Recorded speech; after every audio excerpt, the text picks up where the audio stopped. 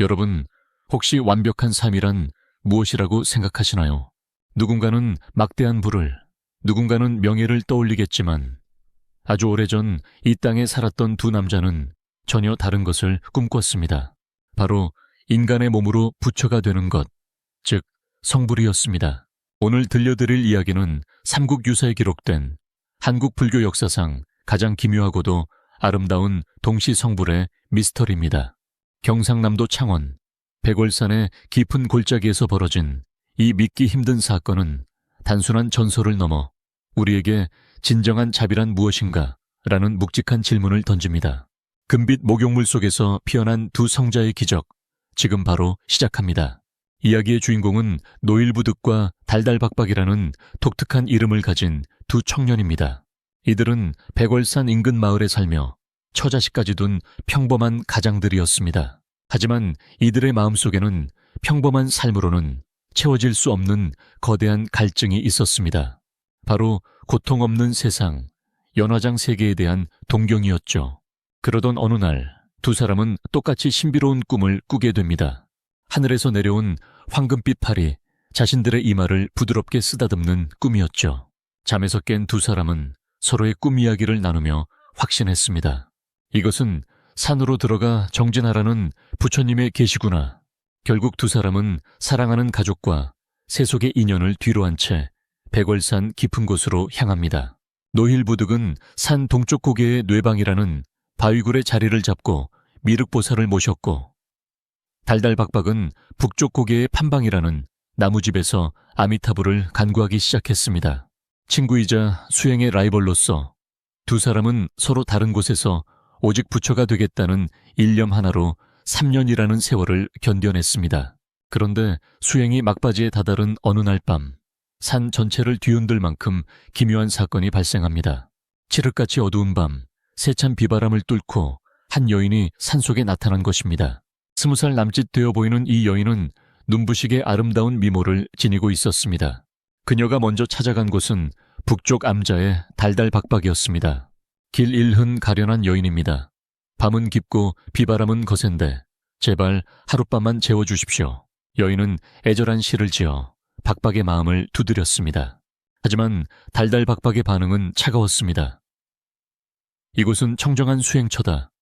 여자가 머물 곳이 아니니 당장 물러가라.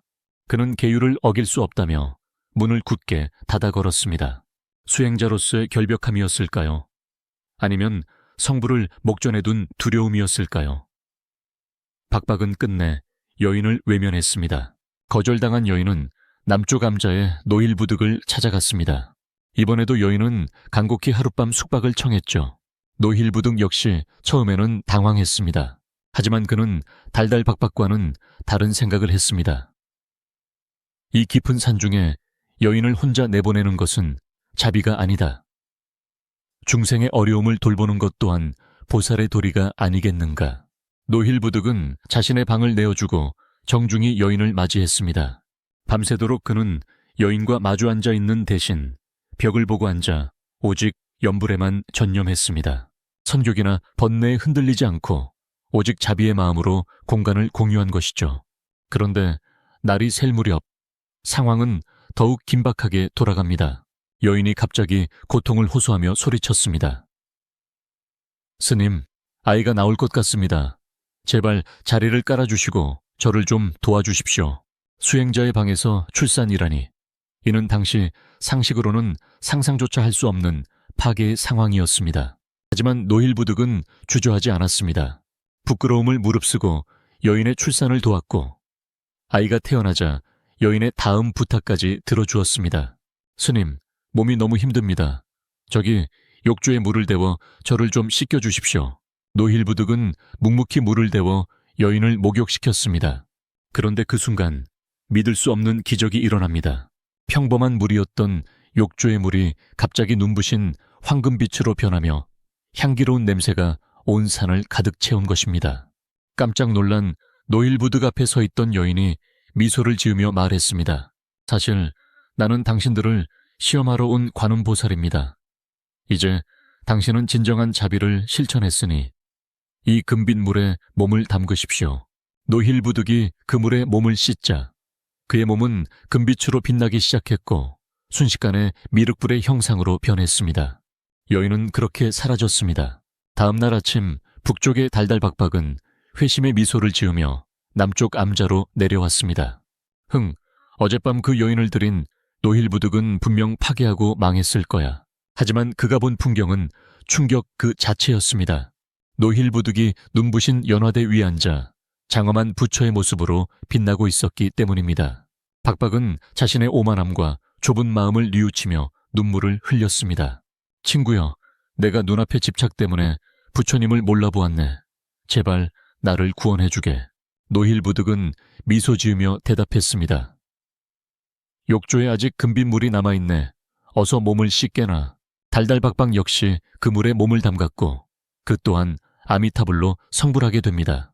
두 사람은 백월산 정상에 올라 구름을 타고 하늘로 떠나기 전 소문을 듣고 몰려온 수많은 사람에게 생생한 설법을 남겼습니다. 부처는 멀리 있는 것이 아니라 내 이웃의 고통을 외면하지 않는 마음에 있다는 진리를 말이죠. 훗날 신라 경덕왕은 이들의 기적을 기리기 위해 그 자리에 백월산 남사라는 절을 세웠습니다. 그런데 이 이야기에는 아주 흥미로운 뒷이야기가 하나 더 전해집니다. 절을 세우고 미륵불과 미타불을 안치했는데 아미타불의 몸에는 군데군데 얼룩이 남았다고 합니다. 왜일까요? 전설에 따르면 당시 도금할 금용액이 부족해서가 아니라 달달박박이 나중에 목욕물을 썼기 때문이라고도 하고 그의 수행 과정에서 가졌던 일말의 편협함이 남긴 흔적이라고도 합니다. 완벽한 자비를 먼저 실천한 노힐부득과 뒤늦게 깨달은 달달박박의 차이를 보여주는 상징적인 장치인 셈이죠. 여러분, 노힐부득과 달달박박의 이야기가 우리에게 주는 메시지는 명확합니다.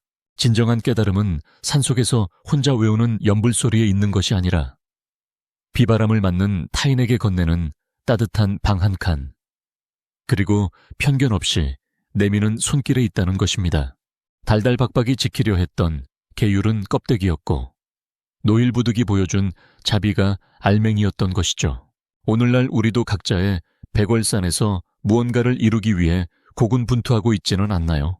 혹시 내 곁에 찾아온 금빛 기적을 내 기준과 편견 때문에 문 밖으로 쫓아내고 있지는 않은지 한 번쯤 생각해 보게 됩니다. 오늘 준비한 이야기는 여기까지입니다.